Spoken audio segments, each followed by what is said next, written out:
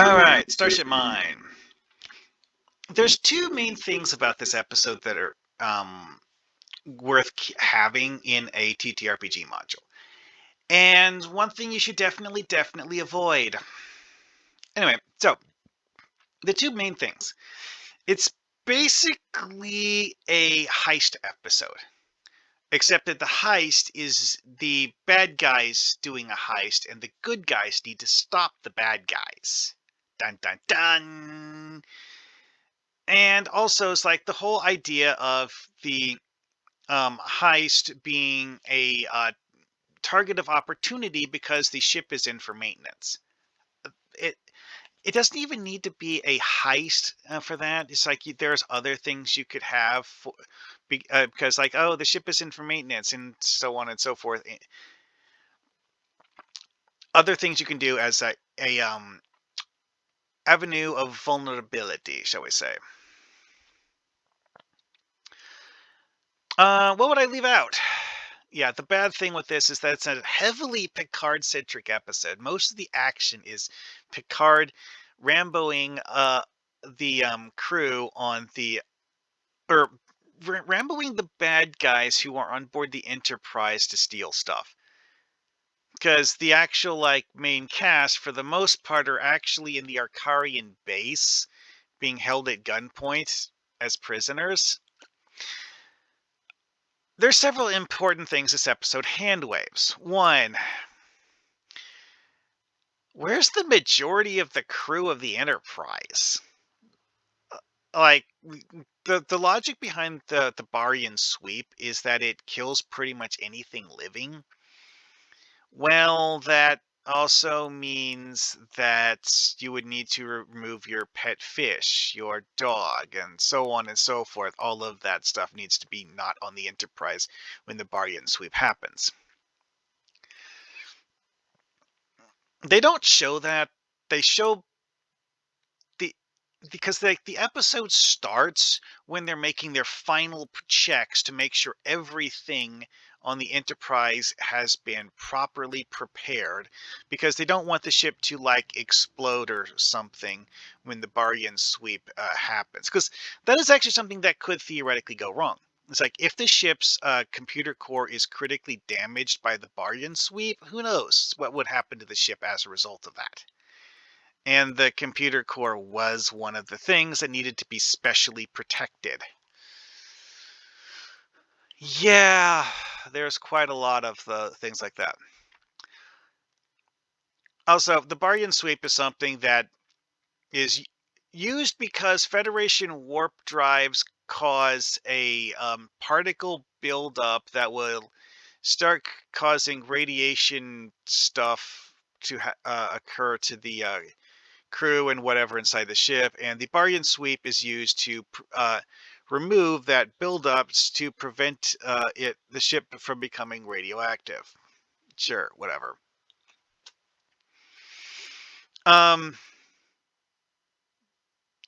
exactly this destroys sensitive computers, I have no idea, but whatever.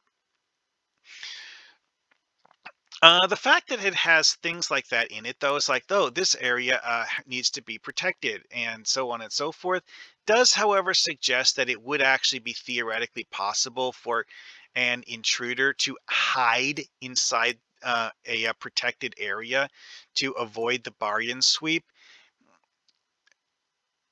because of the fact that certain parts of the ship are, in fact, shielded so that the Barian sweep won't affect everything inside the ship, just most of it.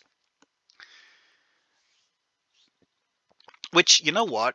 That is actually a plot device you could use instead of having Picard frantically call on his communicator to the base to shut down the Barian suite before it eventually kills him, which is how the episode actually ends. He is in 10 forward because that's the only part of the ship that hasn't been swept yet, and he's watching the green energy wall slowly move towards him while he frantically calls people to shut it down. Noteworthy is that they could, in theory, have just teleported him off the ship with a transporter. Like, that's how Kelsey left. Picard could have left the same way, presumably. Like, yes, Kelsey exploded, but that's because Picard sabotaged the trilithium resin container. Yeah, yeah, Kelsey's plot was to steal trilithium resin from the ship, which is explained as being on board the ship as a byproduct of the operation of the warp drive and is basically like explosive sludge that accumulates inside the warp engines and needs to be very, very carefully stored to prevent it from exploding. And thus, this explosive nature makes it useful as a bomb. The story kind of hints that that's the reason why Kelsey wants it, is if someone wants to use it as a bomb. It doesn't really explain who Kelsey works for or why they want it.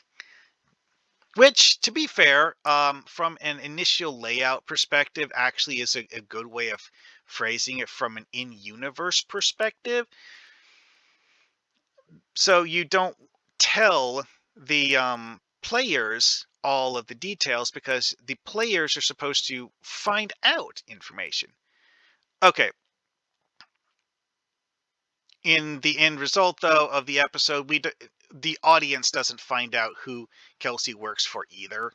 Given the time frame here, one could argue that maybe they're working for the Maquis. They don't actually seem to be a Maquis cell because, okay, several of them are humans, which does make sense for the Maquis because a lot of the Maquis are humans. So that part actually connects them to the Maquis. Several of them, however, are also aliens. Some of them are Arcarians because that's how they held all of the crew at gunpoint in the station, is that they have several Arcarians collaborating with them. This doesn't seem to be like a general thing of the Arcarians are responsible for this incident, though. It's humans bribing Arcarians into helping them with a heist. It's not even clear um, who, because, like, okay, the starbase here is a Federation operated Starfleet base. It's not an Arcarian base. It's something built on the Arcarian homeworld and used for Starfleet things. This does, however, suggest that the Arcarians are a Federation member.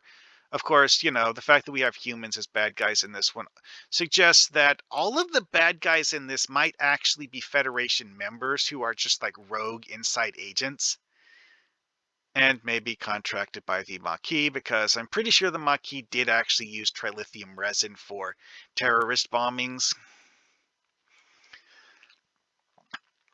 Anyway, though, um, other than that, yeah, there's really not a huge amount of detail you need to go into for prep on this, because, like, you need the list of bad guys, you need the scenario, and then you basically just kind of sort of wing it to see what path the players are going to take. One thing you could do with this is you need to find an excuse for some of the players to be on the ship and some of the players to be on the planet. In the episode as aired, the excuse was Picard went back to his quarters to retrieve his saddle for some reason or other. Given that the saddle is apparently made out of genuine leather, it's possible he was worried that the saddle would get destroyed by the Baryon sweep because, again, it's genuine leather. So maybe it would actually get destroyed. That raises a lot of questions because if everything with real feathers or wood would also be destroyed, that's a lot of personal possessions. But again, they skipped over that part. They did not actually show them removing all of the stuff from the Enterprise that could possibly have been damaged by the Baryon sweep. It's possible that the ship had a skeleton crew when it arrived at Arcaria because they already dumped the majority of the stuff at a Federation starbase. They kind of skipped over all that stuff. We don't know. Hand waved off screen is still hand waved, even if you find it unsatisfied. Eh.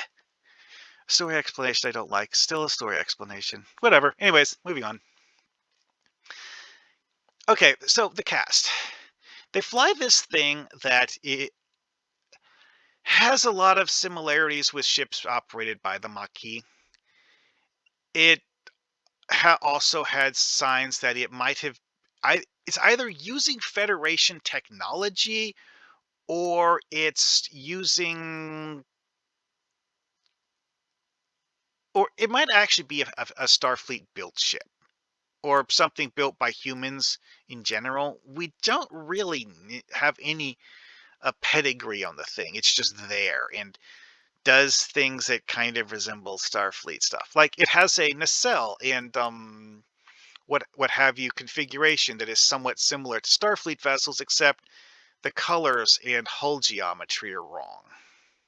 But again, mercenaries who may or may not be selling trilithium resin to the Maquis. Okay, there's one thing about this. Kelsey is a hardcore villain. One of her, several of her team get killed by Picard because he, knocks them unconscious or something and then just leaves them for the Barrian sweep to finish the job. Which, okay, the whole like non-lethal thing is fine and all, but if you're just going to leave someone to die, then you're still murdering them. Anyway, moving on. Kelsey actually like directly kills Neil though. Why exactly she does it is kind of weird because like, oh, I don't need you anymore. Bye. Why is she trying to kill all of the witnesses to her crime is an interesting one. This does suggest that maybe she might be someone who wants to erase her connection to this so that no one is left alive to tell people who was actually the mastermind of this scheme. Which she doesn't kill Neil until after things had already gone south, and Picard had already taken out several of her other crew members. So when she goes back home to her boss and collaborators that were backing this thing, she's probably just going to tell them that Picard killed Neil along with the other ones. Whatever. Easy way to explain it. Like, oops. Um, the interesting thing with this is that Picard kills Kelsey by destabilizing the trilithium that she was stealing.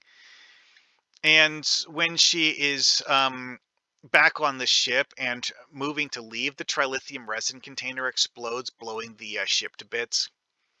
Oops. Yeah, kind of unfortunate. We never found out what was happening.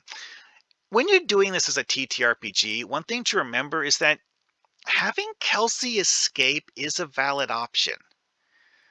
You could, then force the players to do a follow-up adventure to hunt down Kelsey and prevent her from using the trilithium resin as a bomb and stuff. Because if it's a powerful enough explosion to blow up that scout ship, of course it could just be that the trilithium resin just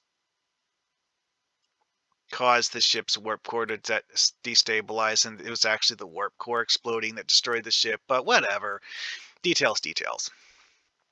Anyway, though, some of Kelsey's collaborators were Arcarians. That's presumably not true of the Arcarian race in general. It's just a handful of Arcarians that were collaborators.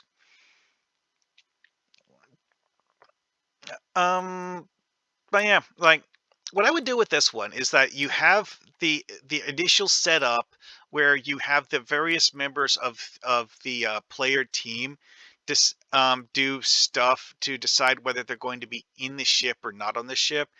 So you might have to improvise which players are on the ship. Whatever. Anyway, though, Having the option to have the players do a follow-up quest to hunt down Kelsey would actually be kind of hilarious to me, especially if Kelsey manages to escape with the majority of her crew. I do suspect that the Arcarians and some of the others that were hired by Kelsey were kind of disposable pawns, especially since she literally just left several of them behind. And in Neil's case, she directly killed him to make it so that no one would know what she did with the trilithium resin. The old dead men tell no tales thing and all that stuff. Alrighty, that's about enough of this one. Going over the nuts and bolts of how the Barian sweep works, you can just hand wave that to just say that all of the stuff that it's going to destroy got removed from the ship off screen. Because like that's part of the setup for the adventure.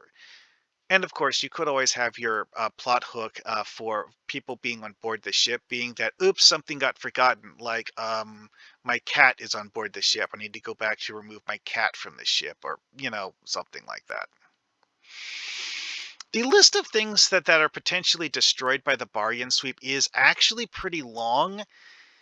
So it's got a lot of options for reasons for people to be on the ship. At any rate, that's enough about this one. Arcarians, though, as a general rule, one thing to remember, the Arcarians are, as a species, are not bad guys, and they're probably actually Federation members. The fact that some of them are part of the bad guy team is about as threatening as the fact that some of the bad guys are humans. And with that, I will bid you see you later.